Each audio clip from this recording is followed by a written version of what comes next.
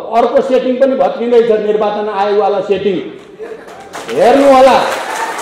मैले त्यत्तिकै भनेको होइन कमरेडहरू, मैले त्यत्तिकै भनेको होइन, मैले बुझेर भन्दैछु। केही समयभित्रै निर्वाचन आयोगले उहाँलाई यो पार्टी उहाँको आधिकारिक हुन सम्भव होइन, आधिकारिक पार्टी बहुमतवाला पार्टी नै हो र सूर्य चिन्ह र नाम उहाँहरूकै हो भन्ने फैसला हुन्छ। यसमा 1 इन्च पनि शङ्का गर्नु पर्दैन र सूर्य उतै हुन्छ भन्ठानेर उतै लाग्नु भएको छ। साथीहरू केही भ्रममा भने छिटै बिउजिनुहोस्, तपाईहरु निन्द्रामा पर्नु भएको छ, लट्ठाइएको छ, तपाईहरुलाई लट्ठाइएको छ, के पिलाइदिएको के पिलाइदिएको। छिटै तपाईं निन्द्राबाट बिउजिनुहोस्, निन्द्राबाट बिउजिनुहोस् र आउनुहोस् र मूलधार मूल पार्टी आधिकारिक पार्टी वैधानिक पार्टी यही हो, यही हुन्छ। कसैले यसलाई यताउता गर्न सक्ने सम्भावना नै छैन। सर्वोच्च अदालतले त्यो कदम असंवैधानिक र अलोकतान्त्रिक नै थियो भन्ने कुरा बकाइदा आफ्नो फैसला मार्फत घोषणा गरेपछि कोही पनि अलिकति पनि नैतिकता भएको मान्छे, संसारभरिको परम्परा र नजिरहरू र हाम्रै विगतका नजिरहरू अनुसार पनि सिधै आफ्नो प्रस्ताव खारेज भइसकेपछि राजीनामा दिनुपर्नेमा आजभोलि म अचम्म लाग्दो केपीजीको कुरा सुन्छु। म उहाँहरू त के गर्न थाल्नु भयो, हामीले झन् जित्यौँ जस्तो पो गर्नु भएको छ। सर्वोच्चले उहाँलाई हराइदिएको त हामी झन् बलियो भयौँ रे। यो के अचम्म हो, हारेपछि बलियो भइने, यो कस्तो सिद्धान्त प्रतिपादन गरे होला केपीजीले। यस्तो हुन्छ र भन्नुहोस् त, पछारियो पछारियो अनि जित्यौँ हामी त झन् बलियो भइयो रे। त्यस्तो नै हुन्छ कहीँ। नैतिकताको आधारमा राजीनामा दिनुपर्छ पुरै देशले भनिराखेको छ, तर राजीनामा दिन त कता हो कता, म अझै देखाइदिन्छु भन्ने हुन्छ। उहाँले अब देखाउने के बाँकी छ? उहाँले के सङ्कटकाल लाएर देखाउँछु भने हो कि? किनभने उहाँ त अब त पार्टी सदस्य पनि हुनुहुन्न वैधानिक ढङ्गले। र त्यो सन्देश, किनकि पेसाकर्मीहरूको सङ्गठनको सिधा सम्बन्ध पेसाकर्मीको हक हितसँग मात्रै नभएर देशमा सुशासन कायम गर्ने, पारदर्शिता कायम गर्ने, एउटा विशिष्ट चरित्र विकास गर्ने उद्देश्यसँग यो जोडिएको छ। र तपाईँ पेसाकर्मीहरू, म अहिले त्यहाँ बस्दै गर्दा विश्वनाथजीसँग मैले थोरै कुरा मञ्चमा बसेर गर्दा कति केन्द्रीय कमिटीको कत्रो सङ्ख्या हामीतिर रह्यो, पार्टी अहिलेको नेपाल कम्युनिस्ट पार्टी नेकपातिर रह्यो, कति केपीहरूको गुटतिर गयो भन्दा नगण्य सङ्ख्या मात्रै उता लागेको र अत्यधिक ठुलो सङ्ख्या अत्यधिकै यता रहेको भएर जो सुनाउनु भयो र तपाईँको यो हलमा देखिएको उत्साहजनक उपस्थिति, तपाईँहरूको धैर्यता र दृढता हेर्दाखेरि मैले के देख्छु भने आउने दिनमा बन्ने सरकार, किनकि छिटै एउटा नयाँ सरकार बन्दैछ, त्यो सरकारको प्रभावकारिताको निम्ति तपाईँ पेसाकर्मीहरूबाट ठुलो योगदान पुग्ने विश्वास मैले लिएको छु र त्यस अर्थमा पनि म तपाईँहरूलाई बधाई भन्न चाहन्छु। किनकि यसले निकै राम्रो सङ्केत, शुभ सङ्केत गरेको छ। एउटा वैचारिक निष्ठाको आधारमा, सिद्धान्तको आधारमा, लोकतान्त्रिक मूल्य मान्यताको आधारमा, सुशासन र पारदर्शिता सहित जनतालाई सेवा दिने कुरामा हामी सफल हुन सक्छौँ। हामीसँग जो जनशक्ति अहिले प्राप्त छ त्यो जनशक्ति निकै उत्साहवर्धक रूपमा सङ्गठित छ। सङ्गठित मात्रै होइन, त्यो आन्दोलित पनि छ भनेर देख्न पाउँदा मलाई गर्वको महसुस भएको छ। यस अर्थमा पनि म तपाईँहरूलाई बधाई भन्न चाहन्छु र नयाँ नेतृत्वले समयमै राष्ट्रिय महाधिवेशन गरेर एउटा नयाँ नीति सिद्धान्त र प्रतिबद्धता सहित, नयाँ संरचना सहित हामीले जे भनेका छौँ समाजवाद उन्मुख जनताको जनवाद हुँदै समाजवादको रणनीतिक लक्ष्य हासिल गर्ने, हामीले निजी सार्वजनिक र सहकारी क्षेत्रको समन्वयको माध्यमबाट नेपाल राष्ट्रलाई र नेपाली जनतालाई समृद्धिको दिशातिर लैजाने जे परिकल्पना हामीले गरेका हौँ, त्यो परिकल्पना साकार पार्नको निम्ति तपाईँहरूको योगदान, तपाईँहरूको क्षमता, तपाईँहरूको अनुभव धेरै ठुलो योगदानको आधार बन्छ भन्ने मैले विश्वास लिएको छु। म अहिले धेरै लामो भन्न पर्ने र भन्न सक्ने स्थितिमा रहिन। कमरेडले यो बुझिसक्नु भएको छ। हामीले निकै ठुलो लक्ष्य लिएर, निकै धेरै सपना बोकेर यो देशमा अब राजनीतिक स्थायित्व चाहिन्छ, यो देशमा अब आर्थिक विकास र समृद्धिको यात्रा चाहिन्छ। यो देशमा सामाजिक न्याय सहित समाजवादको आधार निर्माणको एउटा महान ऐतिहासिक प्रक्रिया आवश्यक छ भन्ने महसुस गरेर नै हामीले त्यसका निम्ति दुईटा फरक फरक धारबाटको पृष्ठभूमिबाट आएका ठुला कम्युनिस्ट धारहरूलाई एकताबद्ध गरेर मात्रै राजनीतिक स्थायित्वको सुनिश्चितता गर्न सकिन्छ। आर्थिक विकास, सामाजिक न्याय नेपालका मजदुर किसानदेखि सबै उत्पीडित वर्ग, जाति, क्षेत्र, लिङ्ग, समुदाय सबैको निम्ति आर्थिक समृद्धिको एउटा नयाँ युगतिर, सबैलाई समानता र आत्मसम्मानको एउटा नयाँ युगतिर डोर्याउन सकिन्छ, डोर्याउन पर्छ भन्ने मान्यता अनुसार नै हामीले पार्टी एकता र वाम गठबन्धन र पार्टी एकताको प्रस्ताव राखेका छौँ। कमरेडहरू र मित्रहरू, तपाईँहरूलाई सम्झना छ, तपाईँहरू यसमा प्रष्टै हुनुहुन्छ भन्ने मैले विश्वास गर्दछु।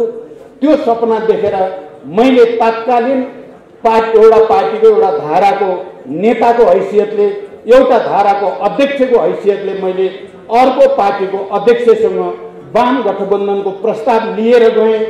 पार्टी एकताको सङ्कल्प गरौँ, निर्वाचनको लगत्तैपछि पार्टी एकता गरौँ। त्यसो भयो भने नेपालका श्रमजीवी र उत्पीडित जनसमुदायहरू, सबै वर्ग, तह तबकाका नेपाली जनताहरू नेपाल राष्ट्रको स्वाधीनता र नेपालको भौगोलिक अखण्डतालाई माया गर्ने सम्पूर्ण देशभक्त नेपालीहरूमा एउटा खुसीको सञ्चार हुनेछ, एउटा नयाँ आत्मविश्वास पैदा हुनेछ भनेर प्रस्ताव राखेको थिएँ। र साँच्चै नै जे सपना देखिएको थियो, नेपाली जनताले नेपालको कम्युनिस्ट आन्दोलनमा सक्रिय हजारौं र लाखौं नेता कार्यकर्ताहरूले यसलाई अनुमोदन गर्यो, समर्थन गर्यो ऊर्जाको साथ। यो सपना ठिक छ, यो नेपाल राष्ट्रको हितमा छ, नेपाली श्रमजीवी जनताको हितमा छ भनेर निर्वाचनमा अत्यधिक बहुमतले हाम्रो प्रस्तावलाई अनुमोदन गर्यो। यो हामी सबैलाई थाहा भएकै कुरा हो। यो कुरा कतिपयले उठाउँछन् कि कहीँ हामीले विचारमा या राजनीतिमा या हामीले सङ्गठन र विधि विधानमा अलि हतारोमा गऱ्यौँ कि त्यसो भएर पो अहिले समस्या परेको हो कि भनेर पनि कतिपयले भन्ने गर्दछन्। कमरेडहरू र मित्रहरू, म बडो गम्भीरताको साथ र जिम्मेवारीको साथ तपाईँहरूको यो ऐतिहासिक एकता भेला या एकता घोषणा कार्यक्रमका म उपस्थित साथीहरूलाई भन्न चाहन्छु, कुरा त्यस्तो होइन। हामीले सोचे सम्झेर, किनकि हामी अब शान्तिपूर्ण र प्रतिस्पर्धाको राजनीति मार्फत, बहुदलीय प्रतिस्पर्धाको राजनीति मार्फत समाजवादको उद्देश्यतिर अगाडि बढ्ने भन्नेमा हाम्रो समान सोचाइ भयो। त्यो पार्टी एकताको प्रस्ताव राख्दाको दिन भएको मात्रै होइन, तत्कालीन नेकपा एमालेको 9औं महाधिवेशनको प्रतिवेदनले र तत्कालीन माओवादी केन्द्रको एकता अधिवेशनको प्रतिवेदनले अब हामी जाने बाटो भनेको शान्तिपूर्ण र प्रतिस्पर्धा मार्फत स्वतन्त्र न्यायपालिकालाई सम्मान गर्दै अनि लोकप्रिय मत हासिल गर्दै सत्ताको नेतृत्व ग्रहण गर्ने र जनताको सेवा गर्दै अगाडि जाने हो भन्ने कुरामा दुईटै पार्टीका पछिल्ला अधिवेशनहरू, महाधिवेशनहरूले एउटै लाइन पारित गरेको ऐतिहासिक तथ्यप्रति म सबै कमरेडको ध्यानाकर्षण मात्रै गराउन चाहन्छु अहिले। र अनि हामीले त्यसो गर्दै गर्दा जति बेला नेपालमा 12 बुँदे समझदारी, विस्तृत शान्ति सम्झौता अनि संविधान सभाको निर्वाचन, संविधान सभाका दुईवटा निर्वाचन मार्फत भएका लामा छलफल बहसहरू, ती वैचारिक प्रकृतिका, सैद्धान्तिक प्रकृतिका, राजनीतिक प्रकृतिका, सांगठनिक र विधि विधानसँग सम्बन्धित बहसका पृष्ठभूमिमा नै वाम गठबन्धन र पार्टी एकताको आधार तयार भएको हो। यो रातारात भएको हो कि 2-4 दिनमै हतारमा भएको हो कि भनेर बुझियो भने त्यो ऐतिहासिक तथ्यसँग मेल खाँदैन, त्यो ऐतिहासिक सच्चाइसँग मेल खाँदैन। म कमरेडलाई यो कुरा भन्न चाहन्छु। त्यसकारण हामीले पार्टी एकता गर्दा जो राजनीतिक प्रतिवेदन पारित गरेका छौँ, हामीले बडो प्रष्टसँग दार्शनिक मान्यताको रूपमा मार्क्सवाद लेनिनवादलाई हाम्रो चाहिँ सैद्धान्तिक पथप्रदर्शकको रूपमा सर्वसम्मतले स्वीकार गरिएको छ। अघि नै यहाँ माधवजीले भन्नुभयो, तत्कालीन एमालेको जनताको बहुदलीय जनवाद र मदन भण्डारीको योगदान बारे, तत्कालीन माओवादी आन्दोलनको 21औं शताब्दीमा जनवाद र त्यसमा प्रचण्डको नेतृत्वको भूमिका बारे राजनीतिक प्रतिवेदनमा प्रष्टसँग भनिएको छ। र ती दुवैलाई समायोजित गरेर र विकसित गरेर समाजवाद उन्मुख जनताको जनवाद भन्नेमा सर्वसम्मत रूपले निर्णय गरिएको छ। त्यो सुविचारित छ र त्यसमा भनिएको छ यसलाई एकता अधिवेशनसम्म, एकता महाधिवेशनसम्म गएर थप विकसित र परिमार्जन गरिनेछ र समाजवादतिर अगाडि बढ्ने बाटोलाई अझ प्रष्ट गरिनेछ भनेर त्यहाँ भनिएको छ। त्यसकारण विचार र राजनीतिमा कन्फ्युजन हुँदाहुँदै भएको यो एकता होइन। र त्यति बेला अध्यक्षको हैसियतले केपी ओलीले र अर्को अध्यक्षको हैसियतले मैले सबभन्दा पहिला हस्ताक्षर गरेकोमा हामीले अब पुरानो एमालेको जे जनताको बहुदलीय जनवाद र 21औं शताब्दीमा जनवाद माओवादीको यो दुवैलाई परिमार्जन गरिएको र अब चाहिँ समाजवाद उन्मुख जनताको जनवाद भन्ने कुरामा हस्ताक्षर गरिसकेपछि जब 21औं शताब्दीको जनवाद या माओवाद त्यहीँनिर त्यसलाई हामीले नयाँ ठाउँमा विकसित गर्यौं, परिमार्जित गर्यौं। आज यदि कसैले फेरि फर्केर त्यही जान्छ भने त्यही नै प्रतिगमन हो, त्यही नै विचारको हिसाबले प्रतिगमन हो र हामी जहाँ उभिएर एकता गरेको हौं त्यसैमा दृढतापूर्वक उभिनु भनेको अग्रगमन हो, त्यहाँबाट महाधिवेशनतिर जानु भनेको अग्रगमन हो। त्यसकारण कमरेडहरू र मित्रहरू सुविचारित ढङ्गले नै विचारमा र राजनीतिमा स्पष्ट दिशा बनाएर नै हामीले पार्टी एकता गरेको हो। अनि विधानमा पनि तपाईहरुलाई थाहा छ हामीले लेनिनवादी संगठनात्मक सिद्धान्तलाई, जनवादी केन्द्रीयतालाई पार्टीको संगठनात्मक सिद्धान्तको रूपमा स्वीकार गरिएको हो र अघि नै यहाँ आइसकेको छ। तपाईहरु सबै यसमा विज्ञ हुनुहुन्छ। संगठन व्यक्ति संगठनको मातहत हुन्छ, संगठनमा बहुमतको मातहतमा अल्पमत हुन्छ, सम्पूर्ण कमिटी केन्द्रीय कमिटीको मातहतमा हुन्छ, बहुमतको निर्णय नै पार्टीको निर्णय हुन्छ भन्ने विधान पनि हामी सबैले सर्वसम्मत रूपले पारित गरिएको हो। त्यसकारण यो हतारमा गरिएको हो कि भन्ने कुरा वा अब पछाडि फर्काएर भ्रम दिएर कथित एमाले या कथित माओवादी केन्द्र भनेर यदि कसैले भन्छ भने त्यो चाहिँ वास्तवमा पार्टी एकताको मर्म र भावनामाथि प्रहार हुन्छ। त्यो इतिहासको आवश्यकता र इतिहासको भोलि राष्ट्र निर्माणको आवश्यकताका विरुद्ध प्रतिगमनकारी कदम हुन्छ भन्ने कुरा म फेरि एकचोटि सबै कमरेडहरूलाई स्पष्ट पार्न चाहन्छु। त्यसकारण यो अनि समस्या कहाँ पैदा भयो त? केपी ओलीजीको सबभन्दा ठुलो समस्या मैले गएको 3 वर्षमा जे देखेँ भने सत्ता प्राप्ति, कुर्सी प्राप्तिको निम्ति जे पनि सम्झौता गरिदिने, प्राप्त भइसकेपछि कार्यान्वयन एउटा पनि नगर्ने, उल्टो कार्यान्वयन गर्ने षड्यन्त्रकारी चरित्र नै समस्याको चुरो हुन आयो। यो कुरा 3 वर्षको अनुभवले राम्रोसँग देखायो। उहाँले सहमति त सबै गर्नुभयो, तपाईहरुले देख्नुभयो। आलो पालो अध्यक्षमा नि उहाँले हस्ताक्षर गर्नुभएको छ, आलो पालो प्रधानमन्त्रीमा नि उहाँले हस्ताक्षर गर्नुभएको छ। अनि जबरजस्त छोडेर हस्ताक्षर गर्ने पहिलो व्यक्ति केपी ओली नै हो। अनि एमाले विघटन गर्नुपर्छ भनेर हस्ताक्षर गर्ने पहिलो व्यक्ति पनि केपी ओली नै हो। अनि फेरि एकता भइसकेपछि, प्रधानमन्त्री भइसकेपछि फेरि पछाडि फर्किने पनि केपी ओलीजी नै हो।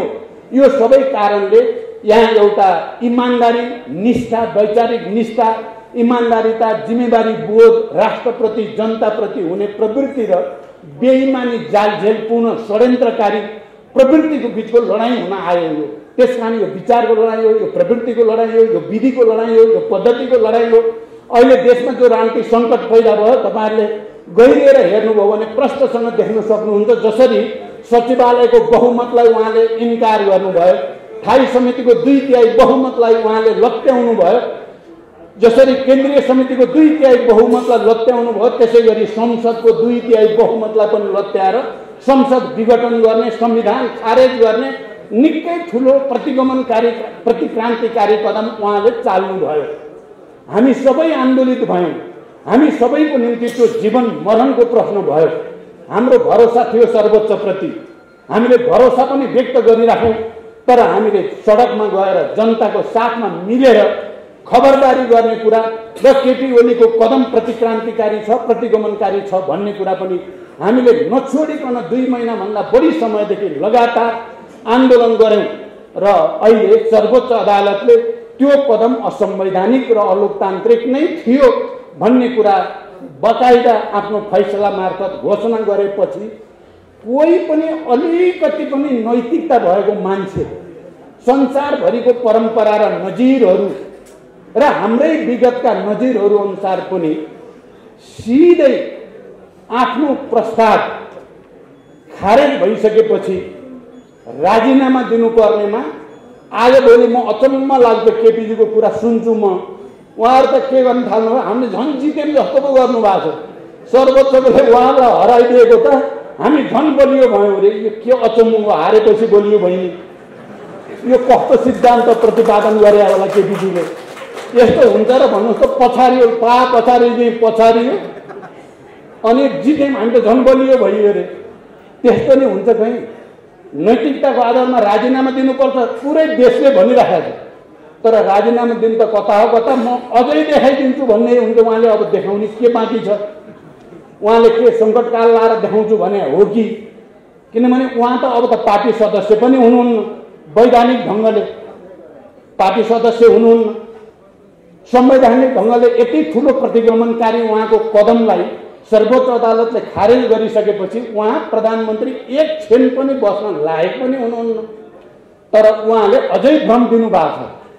अझै हिजो मात्रै मैले सुने, अब मान्छेलाई साम दाम दण्ड भेद भ्रम प्रलोभन के हो के गर्दै गर्दै अझै तान्ने बल गर्नुभएको छ।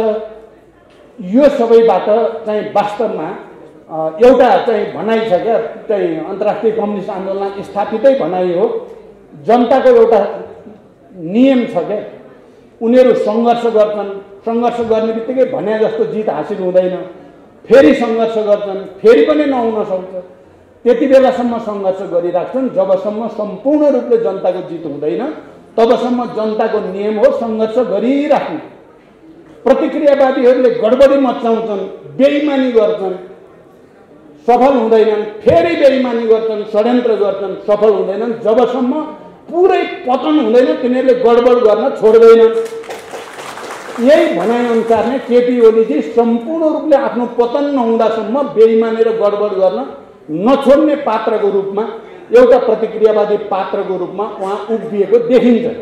उहाँहरूले त भन्नुभएको थियो हामीले त सेटिङ गरिसकेका छौँ, भइहाल्छ, अब त सर्वोच्चले त हाम्रै अनुसार गर्छ। देशभरि हामी तपाईँहरूले सुन्नुभएको छ नि, देशभरि अभियान चलाउनु भयो र मान्छेलाई ओहो केपी ओलीले त ठुलो सेटिङ गरेको छ, त्यसो भएपछि यतापट्टि प्रचण्ड माधवतिर लागि भने त बर्बाद भइन्छ। सेटिङ भइसकेको छ भने त उतै लाग्ने भन्दा धेरै मान्छे त्यो सेटिङको भ्रममा लागेको थियो। अब बिस्तारै फर्किँदै हुनुहुन्छ साथीहरू। म भन्छु आउनुहोस्, अब अर्को सेटिङ पनि भत्किँदैछ, निर्वाचन आयोगवाला सेटिङ हेर्नु होला। मैले त्यत्तिकै भनेको होइन कमरेडहरू, मैले त्यत्तिकै भनेको होइन, मैले बुझेर भन्दैछु। केही समयभित्रै निर्वाचन आयोगले उहाँलाई यो पार्टी उहाँको आधिकारिक हुन सम्भव होइन, आधिकारिक पार्टी बहुमतवाला पार्टी नै हो र सूर्य चिन्ह र नाम उहाँहरूकै हो भन्ने फैसला हुन्छ। यसमा एक इन्च पनि शङ्का गर्नु पर्दैन। म यो कुरा पुरै विश्वासको साथ भन्न सक्छु। तपाईँहरू यसमा कतै दुविधामा पर्न जरुरी छैन। र सूर्य उतै हुन्छ भन्ठानेर उतै लाग्नु भएको छ साथीहरू। केही भ्रममा भने छिटै बिउजिनुहोस्। तपाईँहरू निन्द्रामा पर्नु भएको छ, लट्ठ्याइएको छ, तपाईँहरूलाई लट्ठ्याइएको छ, के पिलाइदिएको के पिलाइदिएको। छिटै तपाईँ निन्द्राबाट बिउजिनुहोस्, निन्द्राबाट बिउजिनुहोस् र आउनुहोस्। र मूलधार, मूल पार्टी, आधिकारिक पार्टी, वैधानिक पार्टी यही हो, यही हुन्छ। कसैले यसलाई यताउता गर्न सक्ने सम्भावना नै छैन। मैले भनेको थिएँ सर्वोच्चले फैसला जनताको पक्षमा संविधान अनुसार नै गर्छ, अर्को हुनै सक्दैन भनेर मैले तपाईँहरूले सुन्नुभएको छ। मैले सार्वजनिक मञ्चहरूबाट भन्ने गर्थेँ। मैले कुनै सेटिङ गरेर भने त होइन। मैले संविधान, लोकतान्त्रिक मूल्य मान्यता र जनभावनालाई बुझेर भनेको कुरा थियो र त्यही भयो। अहिले पनि संविधान आयोगसँगका पटक पटकका हाम्रा छलफलहरू, जनभावना र दल सम्बन्धी ऐनको व्यवस्था अनुसार म भन्छु पार्टीको मान्यता हामीले पाइ नै सक्यौँ, सूर्य हामीले पाइ नै सक्यौँ। अब खालि घोषणा हुन मात्र बाँकी हो भन्ने मलाई लाग्छ। त्यसकारण कोही दुविधामा पर्न जरुरी छैन। उहाँले अब तल परे पनि कहीँ माथि परे पनि कहीँ भन्ने छ नि हाम्रो नेपाली उखान। केपीजी त्यस्तो रहेछ क्या, तल परे पनि मै माथि छु जस्तो। नाङ्गै भइसक्यो, कपडा लगाएको छु भन्नुभएको छ, हिँड्नु भएको छ। अब के भन्ने? मैले त त्यही दिन उहाँलाई मैले दिन नै भनेको थिएँ, तपाईँ अझै पनि तपाईँ तुरुन्तै आज रातभरिमा राजीनामा दिनुभयो भने तपाईँलाई नेपाली जनताले फेरि ठिकै जे भए पनि दिनभरि जे गरे भयो भने बेलुका त ठिकै आयो भन्छन्, नेपाली जनताले फेरि छुट दिन्छन् भनेको थिएँ मैले। तर मैले भनेपछि त उहाँले उल्टो गरिहाल्नुहुन्छ। यो बडो विचित्र। उहाँको एकमात्र मिसन हामीलाई सिद्ध्याउने मात्रै भएको देखाउनुहुन्छ, उहाँले किन त्यसो गर्नुहुन्छ? त्यसकारण कमरेडहरू, यसमा हामी दुविधामा पर्न जरुरी छैन। अब हाम्रो देशमा अहिले नैतिकताको खडेरी परेको देखियो। यत्रो संविधानमाथि घात भयो, संसद विघटन भयो, असंवैधानिक भनेर देशव्यापी आन्दोलन भयो, सर्वोच्चले फैसला गर्यो, नैतिकताको आधारमा एक रौँ पनि आफ्नो तर्फबाट केही पनि प्रदर्शन गर्नु नपर्ने, अझ उल्टै चाहिँ धम्की, अझ उल्टै अहङ्कार प्रदर्शन गर्नुले पुरै ध्वस्त नभएसम्म केपीजी को बुद्धि पलाउने देखिएन। त्यसकारण तपाईँ हामी एकताबद्ध भएर मैले देख्छु कि केही समयभित्रै राजनीतिक दलहरू र संसद जो अधिवेशन हुँदैछ त्यसबाट एउटा नयाँ प्रक्रियाको सुरुवात हुनेछ, एउटा नयाँ सरकार गठनको प्रक्रियाको सुरुवात हुनेछ। यो प्रवृत्तिलाई अन्तिम रूपमा विदाई गर्ने प्रक्रिया सुरु हुनेछ।